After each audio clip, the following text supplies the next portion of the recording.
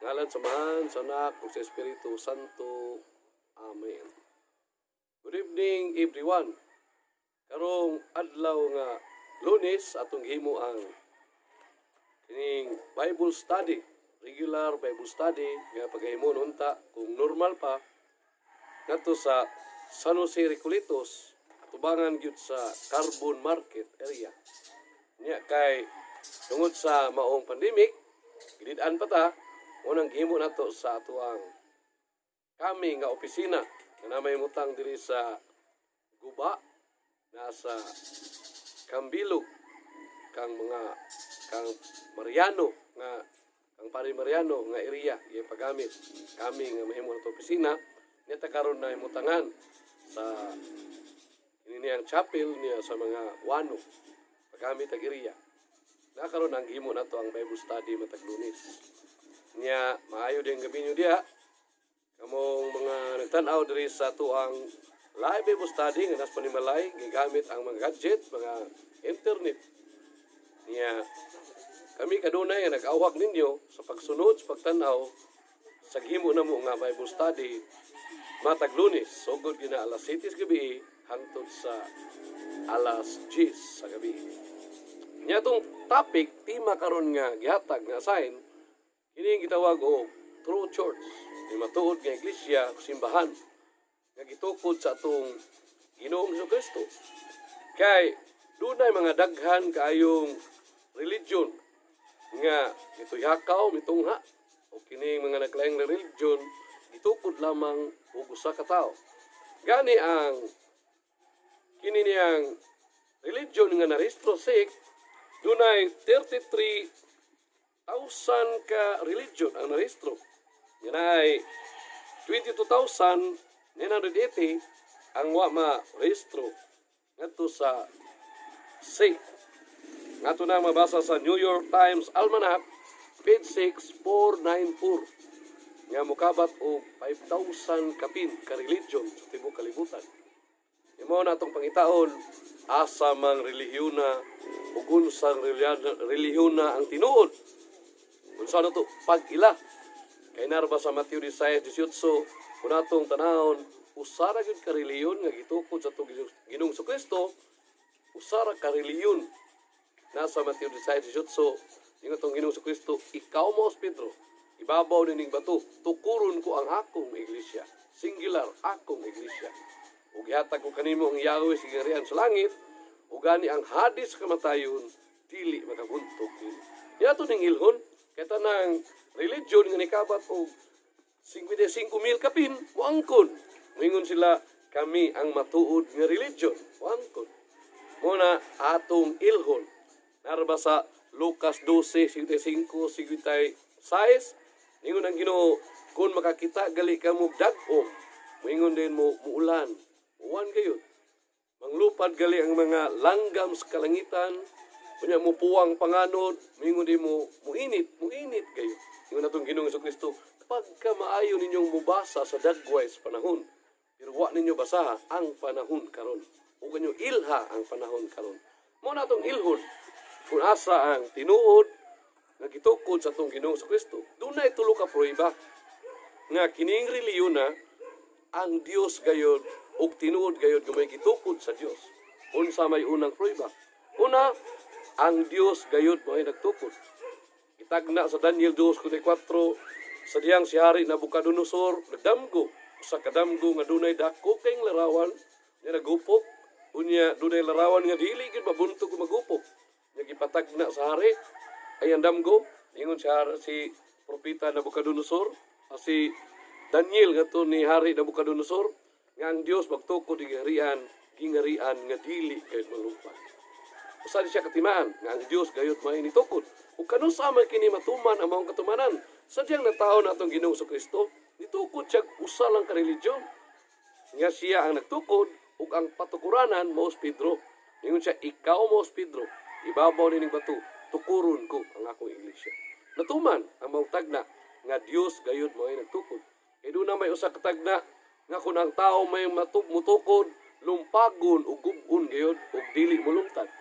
Nasa Salmo 121, ingon Moingon si Haring David sa iyang pamulong sa maong basahon, kawang lamang kunang usa ka balay mao'y nagtukod tao kay dili gyud kining mulahutay o kini malumpag. Mao na nga sa 55 kapin mil nga religion kung tao gali may nagtukod tumpag gayon.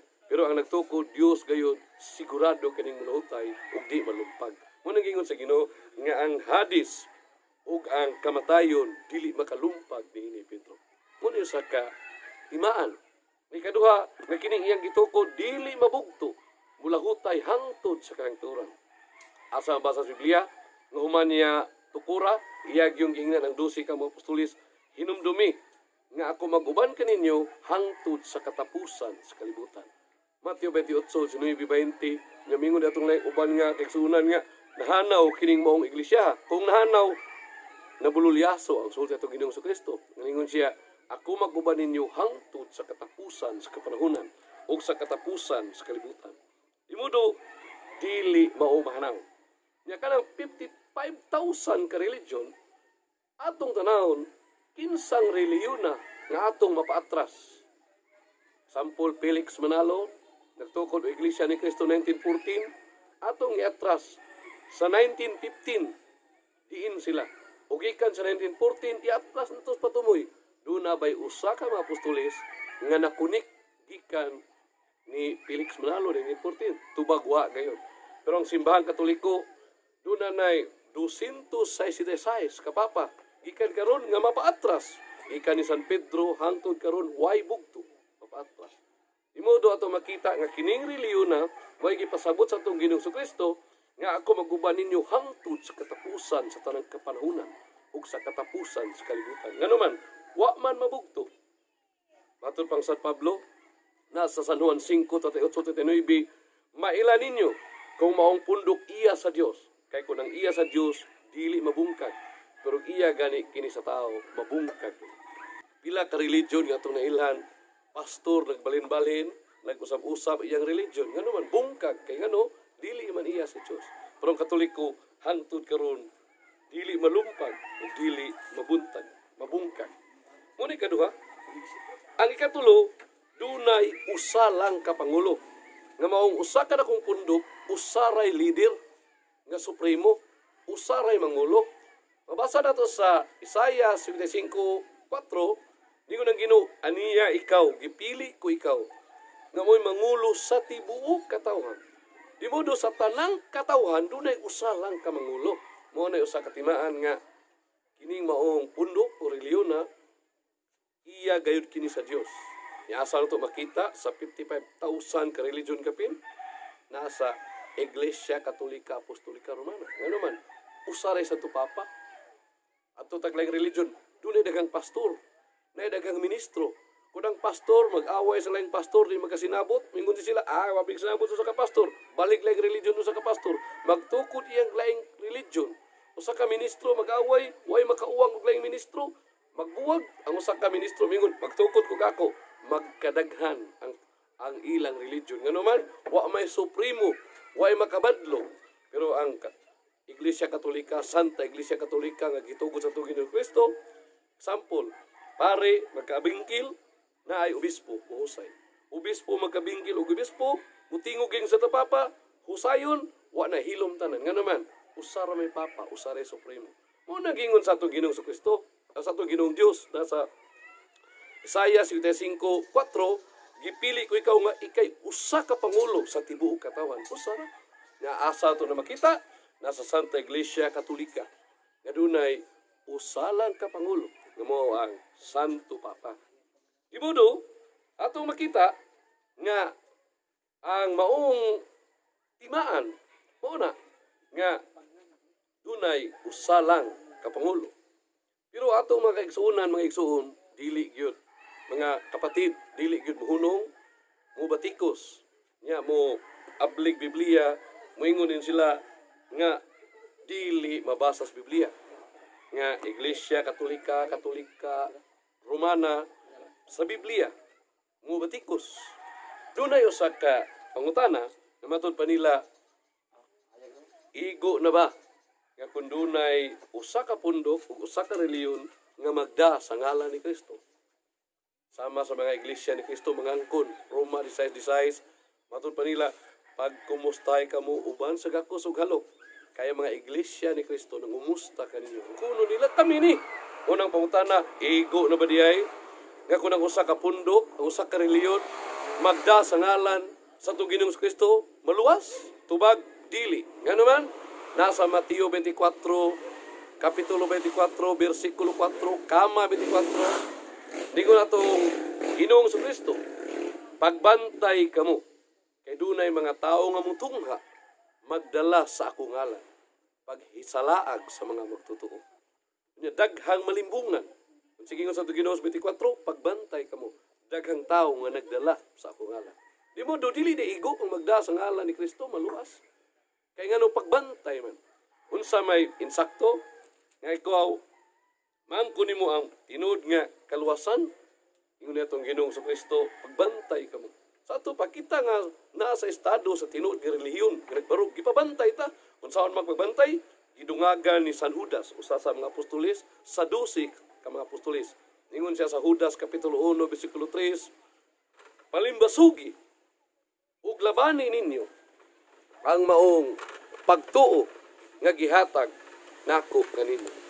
Sa ato pa mga igsoon, gipahimangnuan kita sa pagpanimbasog, pagpanalipod, sa maong pagtulunan.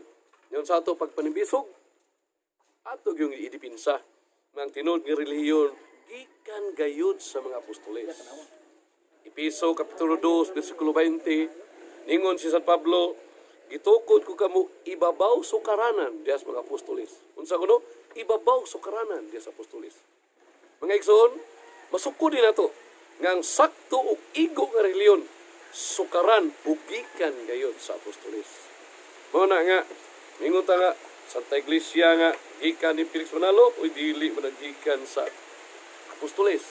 Ibino masablay, mapululyaso ang ilang pangutana. Mingon sila nga nganong naabot man sa Pilipinas. Mabasa ato mga igsoon diya sa Roma 15:24. Ningon si San Pablo, nagsulat ako kaninyo, kay mo biyahe ako paingon, ngadto sa Espanya. Kung sa ingon ni San Pablo, muadto si San Pablo ngadto sa Espanya. Unya, kay si Magellan, nakabig, mo nang ang Kristyanismo, ang Iglesia Katolika, Apostolika Romana, mikailap sa ngadto sa kining, sa kining, ngadto kang Magellan, mikailap. Pagkato ni Magellan, niya si Magellan sa Pilipinas, na-discovery niya, kanta ginang Yoyoy, March 15, 1650, March 1651, Magellan niyanhi. Kanya, na-Christianize diri sa atuas Pilipinas, ni kailap ang pulong sa Diyos. History yun. Sa ato pa di modo, makita nato nga gikan sa Jerusalem, nabalhin sa Roma, gikan sa Roma, niadto San Pablo nga sa Espanya, nakabig si Magellan, gikan sa Espanya si Magellan, nianhi sa atuas Pilipinas. Mao na nga daghang katoliko din ni kailap tibok naong siyota. Nagyong pulong universal kung pagka makailapon. Mao nang matubag sa tong ilang sangat nga pangutana.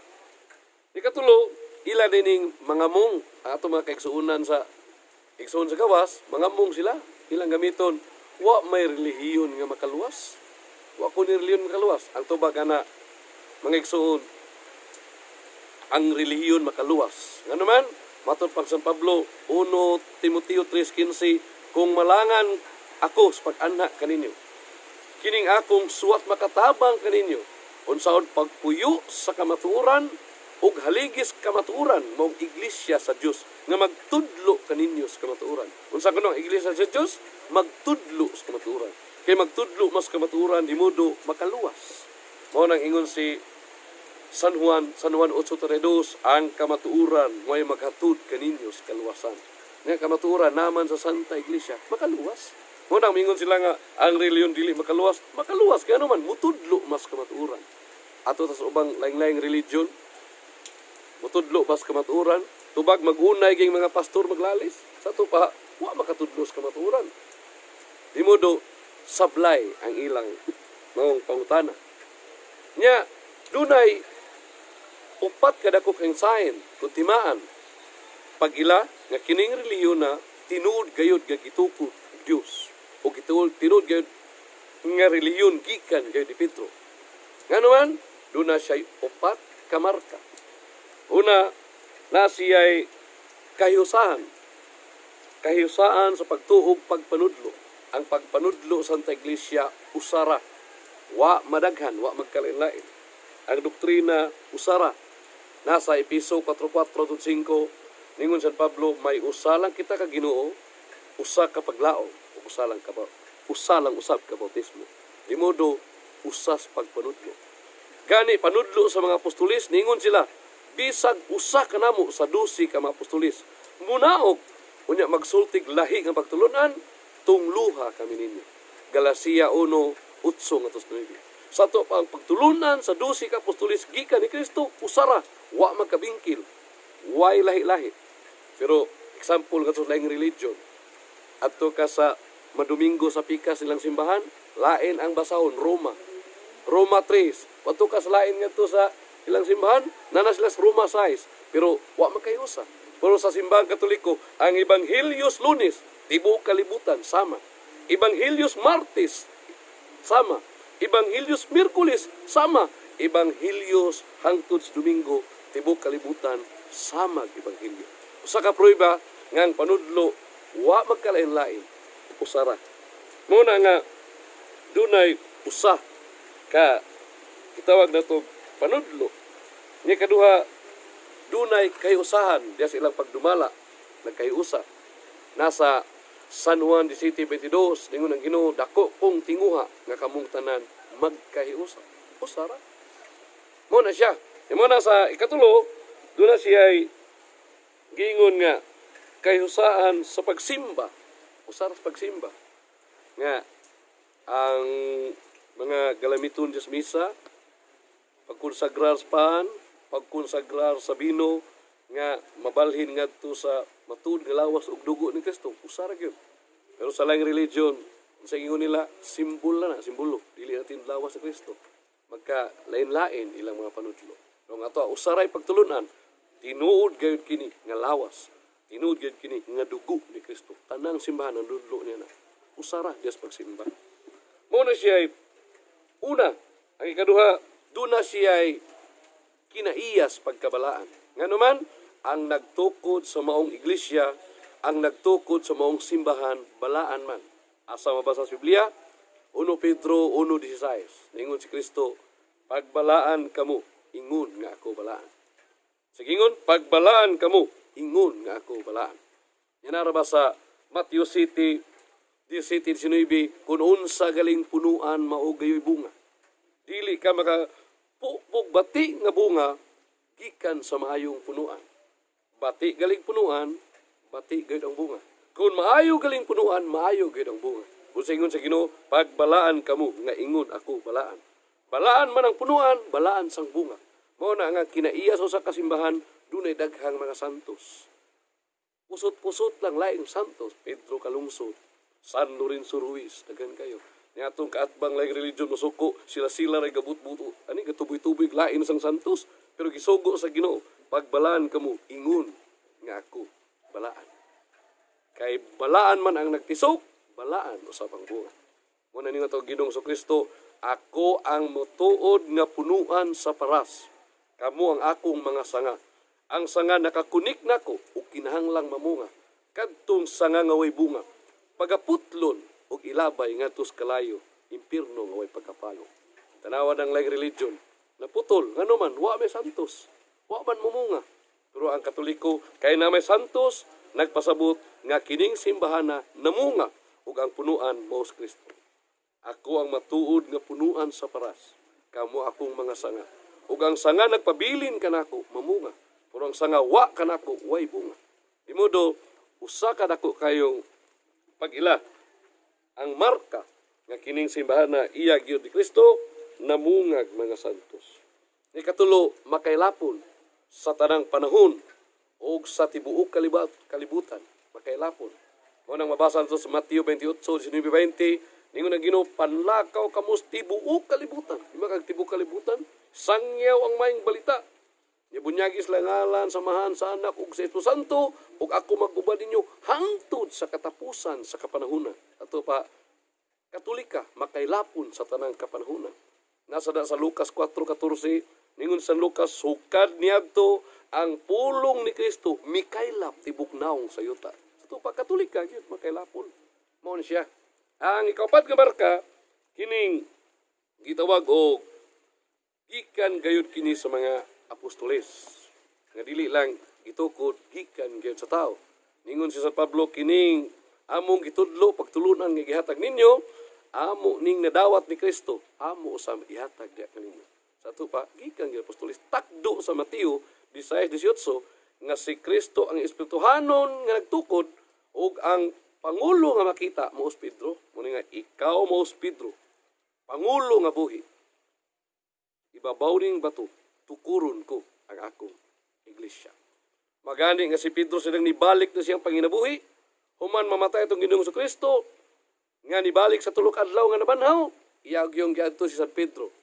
Ingnan niya, Pedro, gigugma mo ba ako? San Juan 21:15-17, ningon San Pedro, sayod ka Ginoo, gigugma ko ikaw. Unsa giingon sa tong Ginoo, atiman na ang akong karnero. Ningon sa Pedro, gigugma ba ko? Sa kadok kay gayon ningon at atong unang sa tupapa sa Pedro, sayod ka sa bugos, dako kong kasing-kasing, gigugma ko ikaw. Tubag ang Ginoo, pasibsiba ang akong karnero. Ikatulong gayon, gigugma mo ba ako, Pedro? Ikatulong pangutanan hilak sa Pedro, gigugma ko ikaw. Atiman na ang akong karnero. Sumala sa Jeremias kapitulo 50 versikulo 6, ang karnero maong katawhan nga nangawala. Pero unsay sugo sa Ginoong Kristo ngadto sa Pedro, atiman na ang akong karnero. Nya kang karnero di ay katawhan man. Kung klaron pagsabot ningon atong Ginoong Kristo ngadto ni Pedro, Pedro, atiman na ang akong katawhan. Pedro, pakan ang akong katawhan. Mabasa sa Biblia. Di modo, ang matuod nga relihiyon, dunay usa ka pangulo nga nagunas Pedro. Makabasa bugutas Biblia nga dunay mga nagtukod sa naglaing religion nga giingnan sa di Kristo, atiman na ang akong katawhan. Pakan akong katawhan. Wala gyud Santo Papa ra giingnan. Di modo mga igsoon, karong usa sa dako kayong hagit sa tong kinabuhi mao ni nga magpasakop gayud kita sa matuod nga relihiyon, matuod nga iglesia nga gitugod sa tong Ginoong Kristo. Nganuman, na diri ang tinubdan ug dalan sa kaluwasan. Mo nang ningon siya, ako ang daan ug ang kamatuoran. Ningon si Kristo, way makaadto sa amahan kun dili moagi kanako. San Juan 10:16 ningon pagid siya, do na ako'y mga katawhan, karnero nga nahigawa sa akong turil ug pangitaon ko sila haron sila mahimong usa ka pundok, usa ka panon, ubos sa usa ka magbalantay. Nya kinsa ning magbalantaya mao ang Santo Papa. Nga gani hangtod karon gipangaluhan sa atong Papa.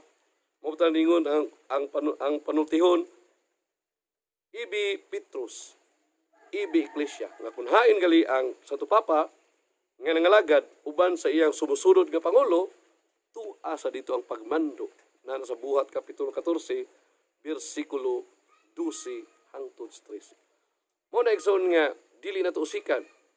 Pagtuon, basa, nabalik ko na to, pag awhag ninyo, nga sa kanunay, padayon ta pagtanaw, matag Lunes, kagihimo na to Bible study, diri gayud may tabuon ta sa San Jose Recoletos, nagihimo na to karon sa ato ang coming opisina, diri sa CFD Cebu, sa Archdiocese Cebu, chapter CFD Cebu. Pinalanguluhan sa to ang Maestro Brad Sok Fernandez o sa atong presidente Brad Adam Ampir ug sa kugihan nato kayo mo batikos buti kito tuki-tuki sa tong opisina si Jong Su Chua. Balikon ako ninyong tanan nga atong panimalay.